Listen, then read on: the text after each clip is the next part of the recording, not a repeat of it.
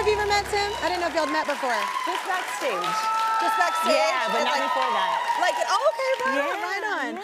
So I want to talk about your new book. So your new book is called The Wind at My Back, which is such a beautiful title. And this picture, by the way, what a great cover. And that it says so much. Too, that moment, yeah. Like it was the first time that I was performing Swan Lake at the Metropolitan Opera House, and Raven Wilkinson never had the opportunity to perform on that stage as a black woman. And but you can see ballerina. that in your face in this picture. And she came on stage and brought me the flowers. And it's tradition in ballet that it's only men that bring the flowers and they're the ushers. So we fought to have this black woman come on stage. You should have been on that stage performing and present those flowers to me. And I just like crumbled because it was a surprise, and I like knelt down and gave her the flowers, and she picked me up and she was like, nope, take them back. These are yours. Yeah.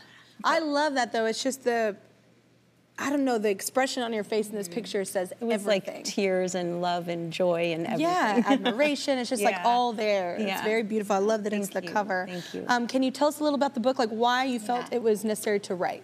Yeah. So, you know, I wouldn't be where I am if it weren't for the incredible women in my life, mentors in my life, and then Raven coming into my life at such a critical time. I was still a soloist at ABT and really struggling to find my voice and place as a black woman in the ballet world, and seeing her, you know, she literally walked in my path, in my footsteps, or I walk in hers, but you know, 50 years prior, and just also to see how much hasn't changed in the ballet world from 50 years ago, and what Raven had experienced. I just felt it was important for, you know, again, to see this, the power of intergenerational relationships and the importance of mentorship and having those relationships with your elders. And so it's a story of Raven's life and my life and how they come together. And I don't think I would be a principal dancer. I would be here without the relationship that we built and the friendship that, you know, we had. She passed a couple of years ago now, but she just made such a big impact on my life and gave me a bigger purpose of what it is I'm doing. Like, it wasn't just about striving to be a principal dancer, but it was being an example and representation on the stage for so many. And a hero. And it is kind of sad now that you say that.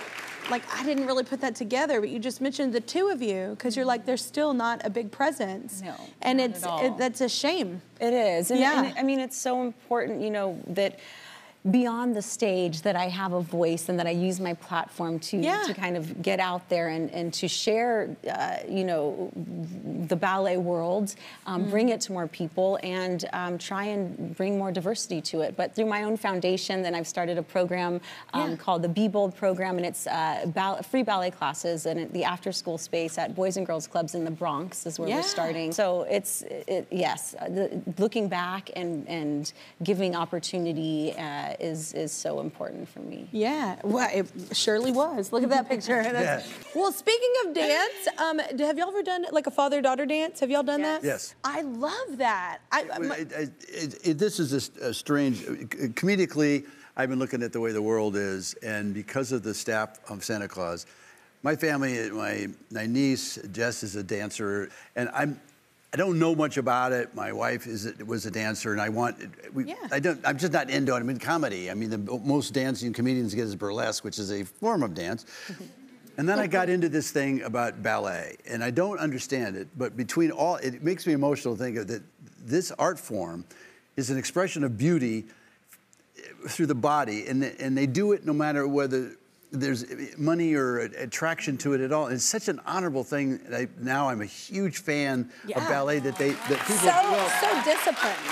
Well, the comedy part is the worst dictator in the world, Stalin, murdered millions of people, but not the dancers. Not the dancers. There was a line. Something he had to a do line. with the communists. They love it. But my heart went out to the people that produce this stuff in all of our bad times, but especially fine orchestras and then dancers, people that do that. And I'm just amazed at what you people do and how you express it. It's art and love and design and movement. It's beautiful to see your body flowing like that. And that's so cool that y'all get to do the father-daughter. I thought that was really special. Well, what book, did we tell that, remember that book you read? Yeah, it was literally called Misty Copeland. I had a book that I read when I was like...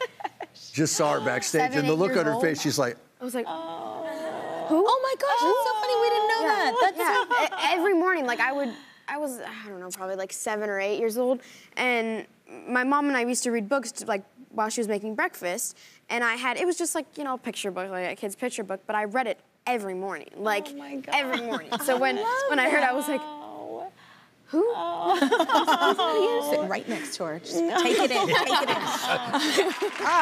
Misty's book is called The Wind at My Back, Resilience, Grace, and Other Gifts from My Mentor, Raven Wilkinson. It's out now. Y'all got to check it out.